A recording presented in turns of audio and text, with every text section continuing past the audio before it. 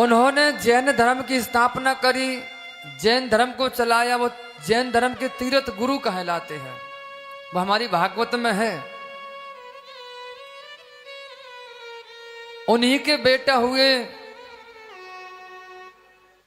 अग्नित के नाभि और नाभिक हुए भरत, जिससे हमारे देश का नाम पड़ा भारत।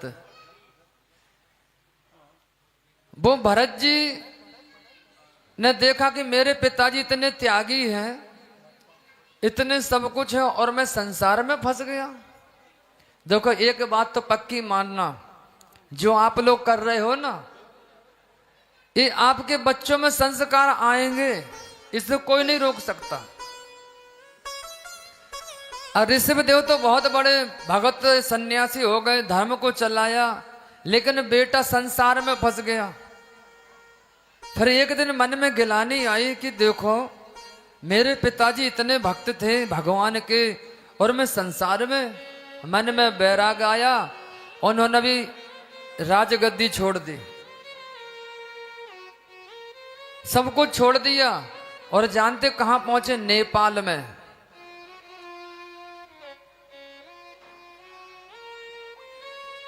और नेपाल में गंडकी नदी है आज भी, जो गए होंगे देखा होगा। वहां पर शालिग्राम प्रकट होते हैं 15 फीट नीचे जमीन से। जब कोई हरा भरा तुलसी का पौधा छोड़ता है ना, तो शालिग्राम भगवान चिपक के आ जाते हैं। तो वहां पर रहते हैं कौन? भरत जी भजन कर रहे हैं, साधना कर रहे हैं, और नित्य उनका नियम है। एक दिन की बात, जैसे भगवान को अर्घ्य दे रहे थे सूर्य नारायण जी को, और अचानक एक हिरण वहां से गुजरा, जल पी रहे थे, और पीछे से एक सिंह ने आवाज लगाई जोर से, और सिंह के डर के कारण हिरण जो था ना, अपने प्राण बचाने के लिए नदी में कूद गए। और वो गर्भवती थी, उसके तो प्राण निकल गए, लेकिन जो बालक था वो बच गया। जैसे भरत जी ने देखा कि देखो एक हिरण का बच्चा जा रहा है, इन्होंने भी छलांग लगा दी, ये भी कूद गए नदी में। दया है, जीवों के प्रति दया होनी चाहिए। यहां तक तो ठीक था, दया थी, लेकिन जैसे ही महल में ले आए, अपनी कुटिया में उसको हरी हरी घास खिला रहे हैं, थोड़ा सा बड़ा हो गया। जहां 1108 माला करते थे ना, तो उस बालक के पीछे कितनी हो गई? 100। और धीरे धीरे 50, 50 की 21। और जब वो बड़ा होकर कुटिया में खेलने लगा, कूदने लगा ना, तो जितनी मालाएं थी वो भी पूरी हो गई। अब तो केवल एक ही काम रह गया है, उसके पीछे पीछे जाना जहां वो जाता। एक दिन इनकी अवस्था ऐसी हो गई भरत जी की कि वो चिंतन कर रहे थे चारपाई पर लेटे लेटे, शरीर चला नहीं जा रहा था, हाथ पांव स्थिर हो गए। जो हिरण का बच्चा था वो कुटिया से कूदते कूदते दूर निकल गया, और जैसे वो दूर निकला ना, अब भरत जी का चिंतन, छोटा सा बालक है, पता नहीं कहां चला गया होगा, क्या होगा, लौट के नहीं आया अभी तक, रोज को आ जाता था। ये चिंतन करने लगे, और जो चिंतन कर रहा था ना, अंतमति सागति, अंत में जिसकी तुम चिंतन करोगे ना, वही बनना है। इसलिए क्या बोलना पड़ेगा? ऐसे नहीं, और जोर से बोलना पड़ेगा। भैया अंत भला, अगर अंत में भगवान का नाम आ गया तो समझ लो हमारा कल्याण हो गया। भरत जी का चिंतन चल रहा है, अभी तक नहीं आया, और वहां से भगवान का बुलावा आ गया। और जानते हैं अगले जन्म वो हिरण बने,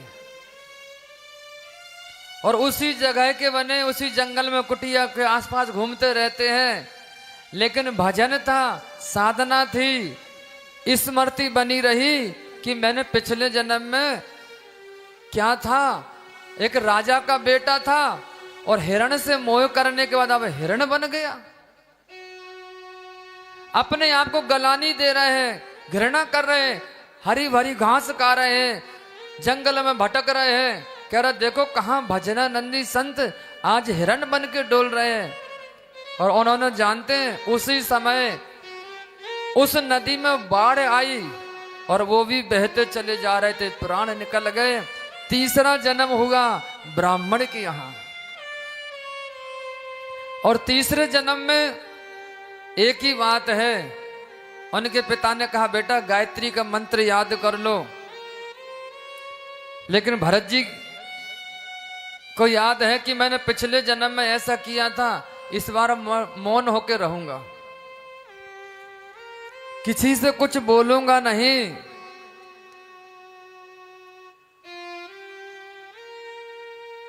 गीता का पाठ करने को कहा, पुरुषुक्त का पाठ करने को कहा, कितने मंत्र, लेकिन कभी कोई मंत्र याद नहीं करते। मौन होकर ऐसे रहने लगे तो घर वालों ने सबने क्या नाम रख दिया, जड़ भरत। भाई ये तो जड़ के समान हो गया, नहीं बोलता न चलता न कुछ कहता। और इस जन्म में इन्होंने भगवान के उसी नाम के लिए चिंतन भजन करते रहते हैं। एक दिन की बात, राजा रघुगण जब पालकी में जा रहे थे ना, तो आज जंगलों में जो विचरण कर रहे थे उनके पालकी जो कल्हार थे, जो सेवक थे, वो कमजोर हो गए, चोट आ गई। तो राजा ने आज्ञा दे दी जो भी मिल जाए ना वो हमारी प्रजा है, उनको ले आना। और कोई तो मिला नहीं, जड़ भरत जी मिल गए। बोले हट्टे कट्टे मोटे महात्मा है, चलो इन्हीं के लगाते हैं पालकी में। और लग गए पालकी में।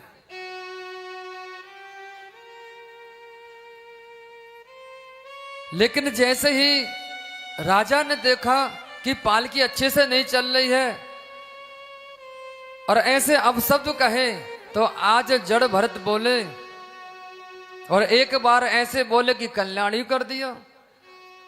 बोलते हैं राजन, आत्मज्ञान की बात बताई, तुम किसे सजा दोगे, किसे मारोगे? शरीर मरता है, आत्मा तो अजर और अमर है। अगर तुम कष्ट भी दोगे तो शरीर को दोगे, आत्मा को नहीं दोगे। ये आत्मा तो परमात्मा की है, उसी में लीन हो जाएगी। अब राजा रघुगण को ज्ञान हो गया, लगता है ये कोई ऊंचे संत हैं। क्षमा मांगी, बोले महाराज बताइए। तब बताया, तुम्हें याद है पिछला जन्म?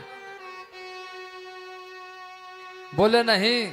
बोले तुम पिछले जन्म में हिरण बने थे और मैंने तुम्हारे प्राणों की रक्षा करी थी और तुम्हारे कारण मुझे भी हिरण बनना पड़ा। सब बात बताई और आज तुम्हें ज्ञान देने के लिए तुम भटके पड़े थे, भूले पड़े थे, ज्ञान नहीं था, इसलिए तुम्हारे पीछे मुझे भी जाना पड़ा। लेकिन अब इस जन्म में हम आपको भगवान ने ज्ञान दे दिया, मिलाया है। तो कोई पिछले जन्म का लेखा था जो किस्मत से आज श्याम मिल गए, ठाकुर जी मिल गए हमें। तो पहले का कुछ हमारा लिया था, तो पूर्व जन्म में तुमने भगवान की प्राप्ति नहीं करी, इसलिए इस जन्म में प्राप्ति कर लो, भगवान के भजन में लग जाओ। और अब की बार राजा रघुगण को भरत जी ने जिस जन्म में मंत्र दिया, गले में कंठी बांधी और भगवान के प्यारे हो गए। बोले भक्त भगवान की